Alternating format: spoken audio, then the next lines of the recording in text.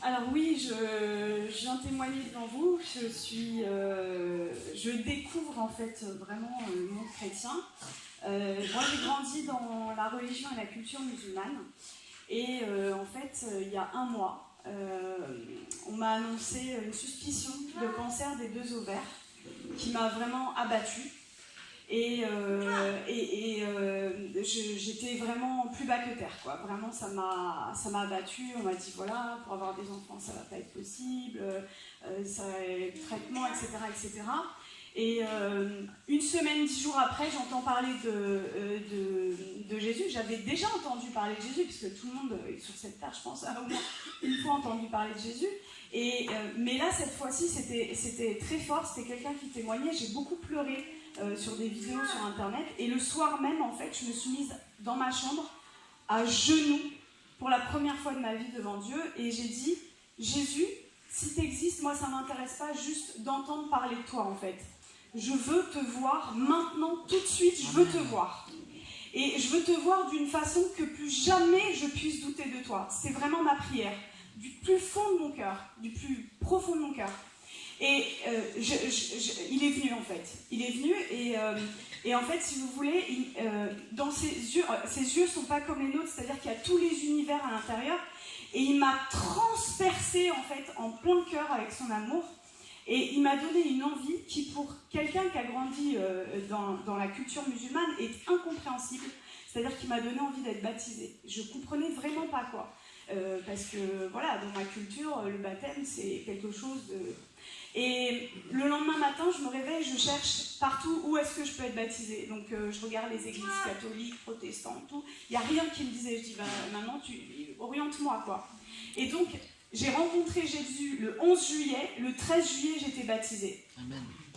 Et le soir même, je me retrouve dans ma chambre. Et en fait, juste pour vous dire, j'avais des douleurs depuis 4 ans, tous les jours. Tous les jours, j'avais mal, en fait. Et le soir même, je me retrouve dans mon lit. Et je commence à parler une langue où je comprends aucun mot. Et chez les musulmans, tout ça n'existe pas. Donc j'avais jamais entendu parler du parler en langue, etc. Et j'ai parlé pendant 3/4 d'heure, 1 heure, une langue que je ne comprenais rien du tout. Et à la fin, ça s'est arrêté. Et là, mes douleurs, pour la première fois depuis 4 ans, disparues. Plus de douleurs. Là, je dis, ok, je suis guérie, je dois aller voir mon gynéco. Mardi 17 juillet, c'est-à-dire il y a 2-3 semaines, quoi. Je vais voir mon gynéco. Et donc il me dit, vous avez fait votre IRM, les marqueurs tumoraux, et il me dit, alors c'est pas un cancer malin, mais c'est une maladie d'un stade très très sévère. On va opérer, etc. Et là je le regarde et je lui dis, vous savez pas ce que je vais vous dire, mais je suis guérie. Je lui ai pas dit, je pense être guérie, je lui ai dit, je suis guérie. Et il a rigolé un petit peu, il m'a dit, parce que le déni de la maladie existe en médecine, quoi, chez beaucoup de monde. Et il m'a dit, allez, on va faire l'examen. Et donc mardi 17 juillet, il me fait l'examen, il n'y avait plus rien en fait. Et sur mon ovaire droit, il y avait 2 images. Donc il arrive sur l'ovaire droit avec la sonde et il me dit, ah, il y a 2 images. Et il me dit, ah mais attendez, ce sont les follicules de maturation. Les follicules de maturation dans les ovaires, c'est ce qui donne les ovules en fait, pour la reproduction. Et moi, j'en avais plus. Et là, il retire la sonde, il me dit, allez, vous allez m'expliquer ce qui s'est passé. Je lui raconte que j'ai rencontré Jésus, etc. Et il me dit, bon écoutez, parce que je suis médecin juste à côté de chez lui, dans le cabinet, il me dit, bon moi je vous crois parce que je suis juif, mais gardez ça pour vous. Et j'ai rigolé, je lui ai dit, je veux que le monde entier sache que Jésus est vivant. Je veux que le monde entier sache. Et comme disait André, je suis médecin psychiatre et addictologue, donc je m'occupe des gens qui vont pas bien, quoi. Et ma pratique, en fait, c'est pas qu'elle a changé, elle a été bouleversée au cabinet, et en fait, il se passe des délivrances, des guérisons, mais incroyables. C'est-à-dire qu'avant, je pratiquais mon métier, je consolais les gens, je prescrivais des traitements, etc. Et je renie pas du tout, j'ai fait 13 ans d'études, je renie pas du tout ça. Mais aujourd'hui, j'ai une clé, en fait, et je vois des délivrances, mais j'aurais même pas pensé possible, en fait. Le Seigneur, en fait, à la fin de mes études, moi j'ai dit, je veux plus travailler à l'hôpital, c'est cabinet seulement. Et le Seigneur, là, depuis que j'ai été baptisée, m'a ramenée à l'hôpital. Et je vais juste vous raconter, parce qu'en fait, c'est ce que je voudrais vraiment, mon message, c'est que la vie chrétienne, c'est des miracles et des prodiges de Dieu tous les jours en fait. C'est ça la vie chrétienne normale et c'est ce que vous devriez tous vivre.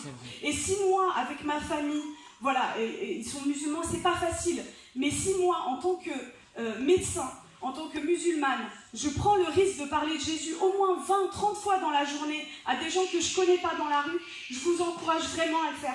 Parce que c'est comme ça que le feu de Dieu augmente en fait en vous. Et je vais juste vous raconter en fait ma dernière garde à l'hôpital, dimanche, pas qui vient de passer, mais celui d'avant. Les infirmiers, ils n'y croyaient pas en fait. C'est-à-dire qu'on a passé une nuit blanche et il y a eu miracle sur miracle, sur miracle, sur miracle. Et je vous raconte juste un des cas, parce qu'il faut bien que je choisisse. Une jeune femme, 2e année de droit, qui arrive amenée par ses parents, en fait, mutique. Ça fait une semaine, elle n'a pas dit un mot, mutisme. Et l'infirmier vient me voir, on a passé une nuit difficile, parce qu'il y a eu beaucoup de cas, et il vient et me dit, bon, bah, tu vas voir, ça va être hyper facile, je viens de passer 1 heure avec elle, elle m'a pas sorti un mot. Et moi, dans mon cœur, je dis, mais c'est pas le projet de Jésus. Et j'arrive dans la chambre, je lui dis bonjour, je lui présente ma main pour lui serrer la main, et là, elle ne me répond pas. Et intérieurement, je fais une prière de délivrance au nom de Jésus. Et là, elle commence à me parler normalement, mais vraiment normalement, quoi. Et l'infirmier arrive 5-10 minutes après, il ouvre la porte et il nous regarde, et au lieu de venir s'asseoir à côté de moi, parce que quand on voit un patient, en fait, le médecin et l'infirmier sont à côté, il va au fond de la chambre, il croise les bras, il nous regarde, et je le vois, il se gratte la tête. Il n'y croyait pas. Et toute la nuit, ils ont vu ça. Et ils m'ont dit, mais qu'est-ce qui se passe en fait? Qu'est-ce qui se passe? Et tous les jours, je vois ça. Et juste pour terminer, vous avez l'antidote. Jésus est l'antidote. Vous avez un antidote. Le monde entier a le poison. Qu'est-ce que le poison? C'est de ne pas connaître Jésus. Ne gardez pas votre antidote pour vous. Partagez-le. C'est limite, je vais utiliser un terme médical, non-assistance à personne en danger. De voir des gens malades, des gens pas bien, et vous passez, et vous avez l'antidote. Ne gardez pas l'antidote, partagez-le, c'est ce que le Seigneur veut, quoi. Voilà.